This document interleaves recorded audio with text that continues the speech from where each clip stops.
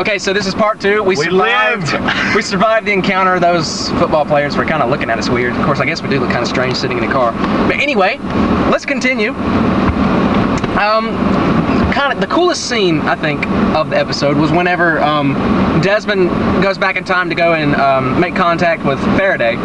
And the whole thing with the rat, that was pretty cool. And you notice the rat had 4 fingers, just like the statue. Didn't notice that. Yeah, somebody on the lodge said that, and I kind of picked up on it. That's pretty cool. But anyway, here's my theory about how Desmond survived the hatch when it blew up. Okay, so we know, sorry, my shoes are dirty. I got new shoes today, new Chucks. It's pretty cool. Chucks. Yeah, that's what they call them. Awesome. Chucks. Anyway, here's how I think he survived the whole hatch blowing up. It is my belief that when he turned the key back in season 2, that whenever he turned it and it flashed him back in time, since it flashed his mind back and he was connected with his past self, then his body couldn't be killed because it would make a paradox. Because then he would die in the past and he would never exist, and that can't happen. It looks like a wormhole kind of thing. So I think that's the reason, he was just kind of blasted out into the jungle with no clothes or everything. And it's possible that it could have happened to Echo and Locke too. I mean, I'm not sure, but it could have. But that's how I think Desmond lived. So that's pretty cool. But people, the end scene, gosh. If you didn't cry, your heart is black. If that didn't tug at the heartstrings, I'm sorry.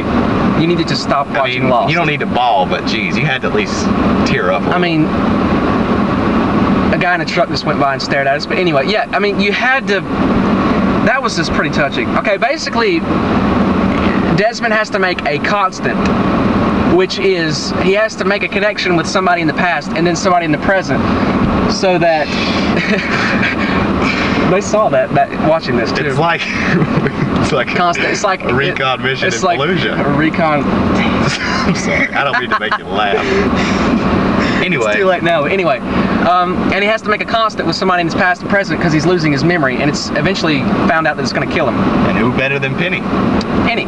So he has to go back in time, get her number, go back in the future, get Saeed to patch the phone up, and then he calls her. And we are treated to like the most emotional scene of Lost ever, where he talks to her, and the whole split cut they do, where it goes back and forth, and it's pretty good. I mean, you have to see it for yourself. I can't really describe it good enough.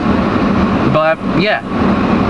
And also, the very last scene is Faraday with his journal saying, if all goes wrong, Desmond will be my constant. So that's going to be interesting, which makes you think, what could go wrong? What could go wrong? But is Faraday going to do some time traveling of his own? It looks like it. It looks like it. Which leads us into part 3, which you're going to get really soon. No danger is no danger is here right now, so we're pretty good. But anyway, part 3, we're going to be talking about this week's episode entitled The Other Woman. So stay tuned for that.